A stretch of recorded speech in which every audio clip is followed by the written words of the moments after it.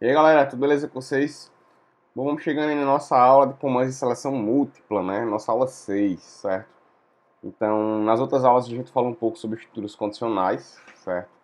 E a diferença de seleção múltipla é porque, na verdade, como o próprio nome já fala, o algoritmo ele vai selecionar uma série de códigos, uma série de blocos de códigos, dependendo da entrada que o usuário ele digite, certo? Então, você informa a entrada e a partir dali ele vai poder percorrer um determinado bloco de códigos e a partir dali quando ele percorrer, ele vai imprimir ou não, certo?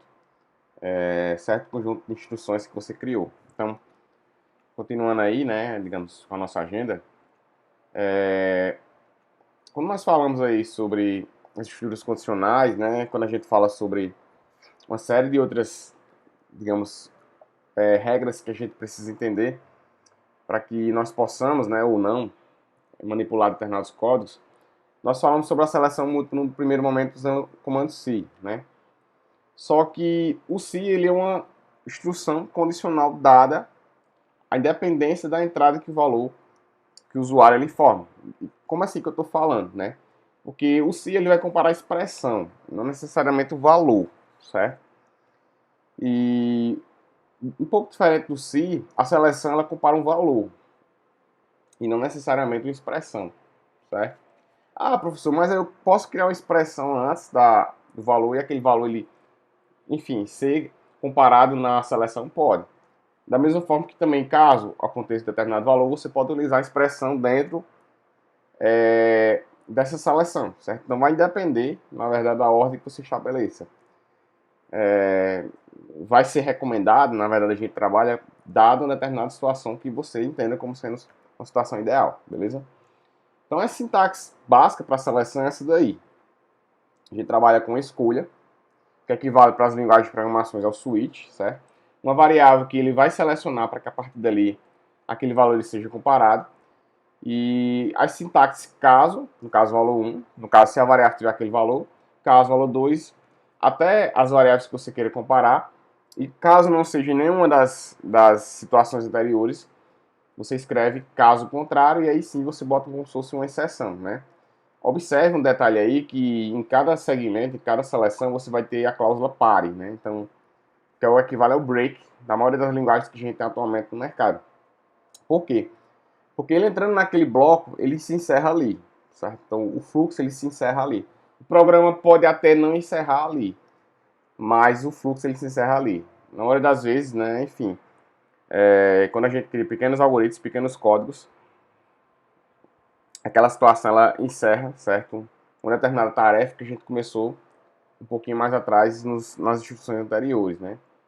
Então, o comando de seleção múltipla, ele tem um pouco do seu funcionamento parecido com o C, mas ele depende, na verdade, ele estrutura a seleção de uma maneira mais sistemática, certo? O se, né, ele vai ter que percorrer toda a expressão, e a expressão ela vai ser analisada, né? E o else, que seria o se não do caso, certo? Ele executa verificando anteriormente se nenhuma das seleções anteriores ela foi realizada. Então tem essa pequena diferença aí. Então aqui tem o nosso primeiro exemplo. Faça o algoritmo que lê o sexo de um indivíduo, MOF, e informa se o mesmo é homem ou mulher, certo? Então, programa, função início, né? Cria uma variável do tipo caractere sexo, né? Então, caractere a gente não tinha falado antes, né? Mas ela é uma variável que aceita apenas um string, certo? E essa string, no caso, vai ser só um dígito que aquela pessoa vai informar. E peço ao usuário para ele informar o sexo dele. Leia sexo, né? Seguindo a sintaxe, então a gente vai escolher a variável, escolha sexo, para poder ele ler, certo? Caso seja M, abre chaves, certo? Caso seja M, no caso escrevo caso M, entre aspas simples, dois pontos, não precisa de chaves dentro do caso. Escreva masculino, pare. Por aí se encerra esse bloco. Caso F, mesma coisa, entre aspas simples, dois pontos. Escreva feminino, pare. Se não for nenhum dos dois, eu escrevo caso contrário, dois pontos. Caractere inválido, fecho o escolha, fecho a função início e fecho o programa. Então veja que é simples, né? Então nosso primeiro exercício aí, esse slide tem dois exercícios, né? Faça o algoritmo que lê um número de 1 a 7 e informa o dia da semana correspondente, sendo domingo número 1, caso o número esteja fora da faixa, o algoritmo deverá exibir mensagem de erro. O exercício ele pede que você escreva um código que o usuário ele digite de 1 a 7 e o código ele vai imprimir o dia da semana que equivale àquele número, certo? Então aqui, vamos tentar começando devagarinho, eu vou explicando a vocês alguns detalhes, beleza? Bom, o primeiro detalhe é que o usuário vai ter que formar um número, certo? Então é interessante que vocês usem o tipo caractere, que eu não tinha falado dele ainda. Caractere, nesse caso, ele só vai escrever, só vai poder digitar e imputar um valor, certo? E eu vou chamar esse caractere de caractere dia. No caso, vai ser o dia da semana que ele vai informar, certo? Eu vou pedir para ele informe o dia da semana que você quer imprimir. Deixa eu só alterar aqui meu teclado. Leia dia, beleza? Qual é a sintaxe que a gente tinha visto ainda agora, certo? Então, escolha a variável que você vai ter, certo? Abre chaves, porque vão ter casos de acordo com cada entrada, né? Caso, aspas simples, fecha aspas simples, certo? Dois pontos, não precisa pôr chaves, abrir e fechar chaves, porque a gente vai usar outra primitiva que eu vou explicar agora também. Aí você bota aí e escreva, mesma lógica, né? Domingo, certo? Aspa dupla, fecha parênteses. E aí a gente escreve uma cláusula chamada pare, que para as linguagens de programações a gente vai estudar mais para frente, ela equivale ao break, certo? Por quê? Ele para o algoritmo aí e encerra a partir desse laço, que é o laço que você seleciona de acordo com o tipo da entrada, certo? Então volto novamente para cá e para cada dia da semana eu vou botando o número equivalente, certo? Mesma coisa. Eu vou até copiar aqui porque vai ser a mesma coisa, né? Certo? Não esquecer dos dois pontos, que é importante. Dou um enter e colo. No caso, em vez de ser domingo, vai ser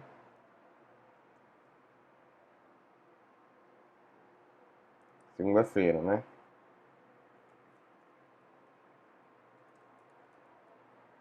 Ele está reclamando de alguma coisa. Vamos ver aqui o que ele está reclamando, certo?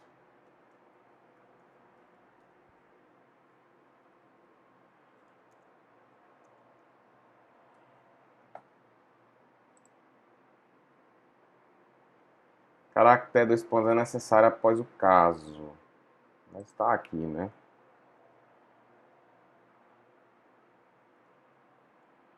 Acho que como eu colei aqui, ele deve ter pegado uma espécie de, sei lá, de cache, né? Caso 3, mesma coisa, certo?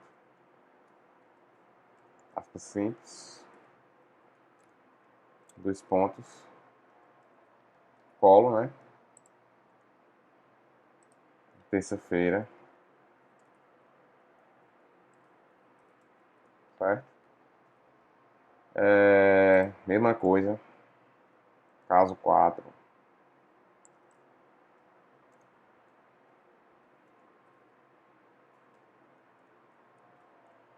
os pontos, enter, colo.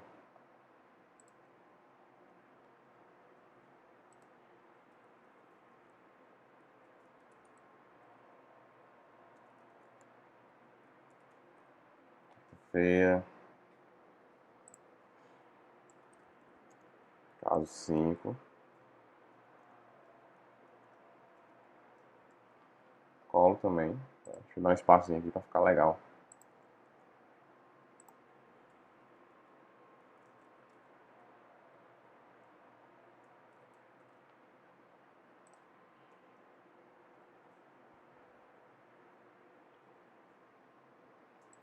Caso 6, né?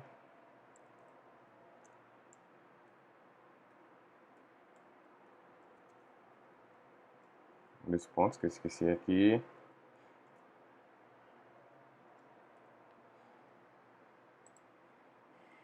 Observe que ele deu esse mesmo erro aqui, né? É um errozinho de cache, eu acho. Certo? Sexta.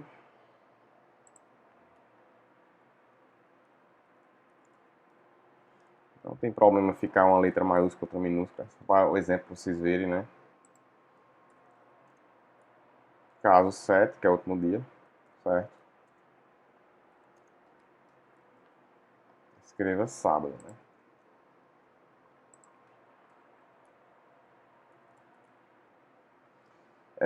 Se não for de um desses, como é que faz, na verdade? Aí você vai usar uma cláusula chamada...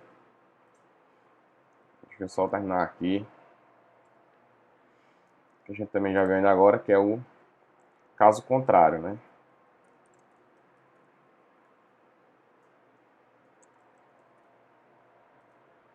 Dois pontos, mesma coisa. Escreva...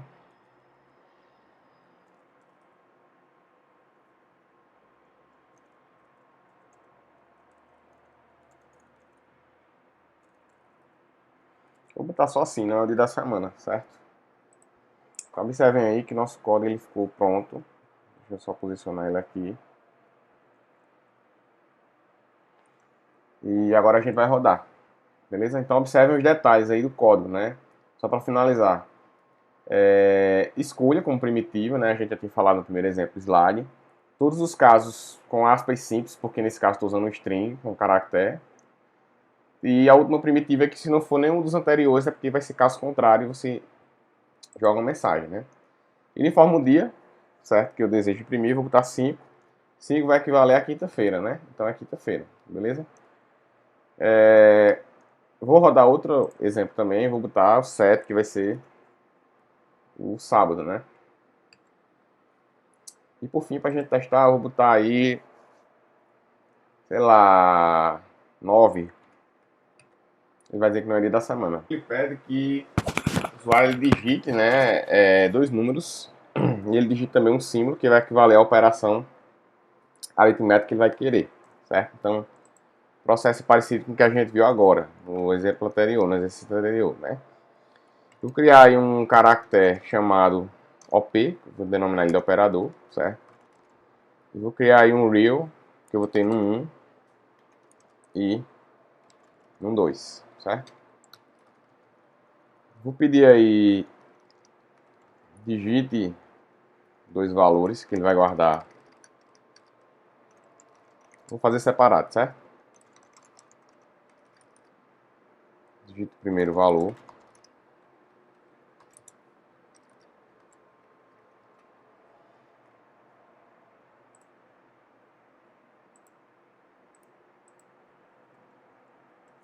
E leia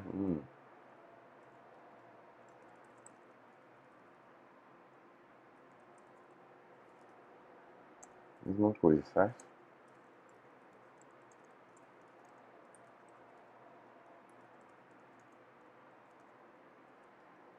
Leia 2. E agora eu peço para o usuário digitar o operador que ele quer, beleza?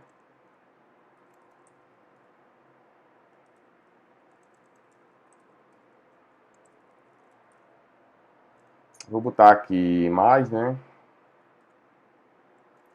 Menos multiplicação, né? E divisão para ele saber quais são os operadores, certo? Leia OP. Escolha OP, né? Que é nosso switch, né? A escolha que ele vai ser feita, né? E abro aspas, perdão, chaves. Caso, né? Seja mais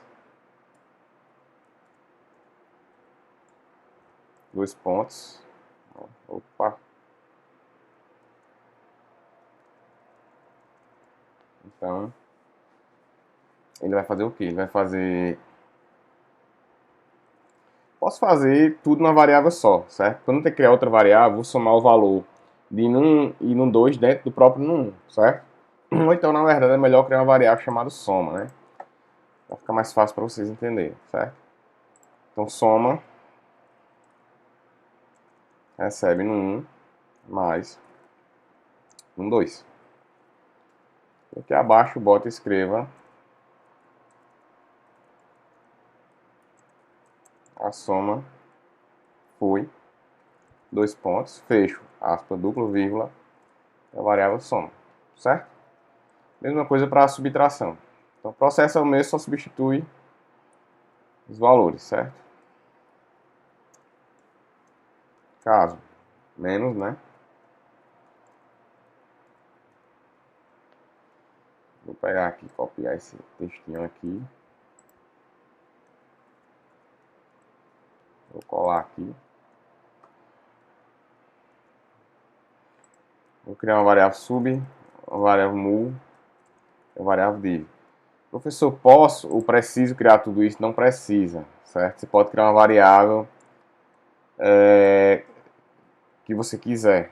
Eu estou criando aqui para ficar mais didático, certo? Só para a maioria do pessoal mais leigo que está aprendendo agora começar a entender de uma maneira mais estruturada, que eu defendo essa linha aí, para depois partir para uma forma mais simplificada, né? Para poder memorizar, né? Aí agora a multiplicação, certo? Mesma coisa. Copio aqui, cola aqui. Ao invés de sub, vai ser mu, né? Eu esqueci, mas ainda bem que eu lembrei, né? A gente tem que botar os pares, né? Pare aqui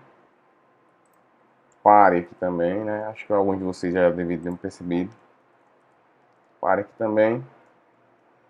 E agora o último caso, certo? Caso seja a barrinha, né? Cuidado para não botar contra a barra, certo? Muita gente se enrola aí. E cria uma variável chamada, no caso bota a variável chamada div, né?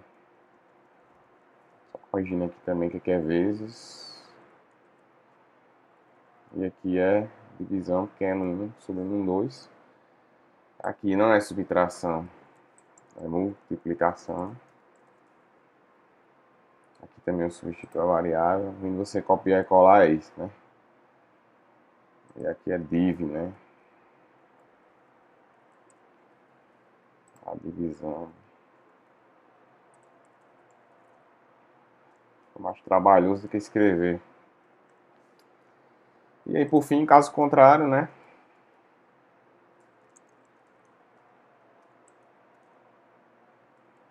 Caso contrário. Posso apresentar apenas uma mensagem. Escreva dois pontos.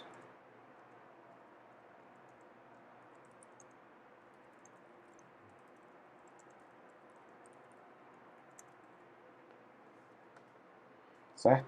Então, vamos ver se está certinho. Soma, sub, mu, div, né? Vamos lá rodar? O primeiro valor está 10. Digita o valor, o segundo valor está 10. Ele pede um operador, bota mais. Ele imprime 20. Beleza? Vou pegar os mesmos valores, né? 10, 10. Digito subtração, ele digita, ele imprime 0. 10, 10. Bota o asterisco, a multiplicação, ele diz que é 100. E por fim, 10, 10. Bota a barrinha, que é a divisão, ele diz que é 1. E pra gente encerrar, né? 10, 10. Vou botar aqui um igual, certo? Que não tá aí dentro. Aí ele vai dizer que eu não escolhi uma operação. Beleza, galera? É isso aí. Se inscreva no canal, comente os vídeos, participe das aulas, que é importante para que a gente possa melhorar cada vez mais o nosso conteúdo. Beleza? Valeu!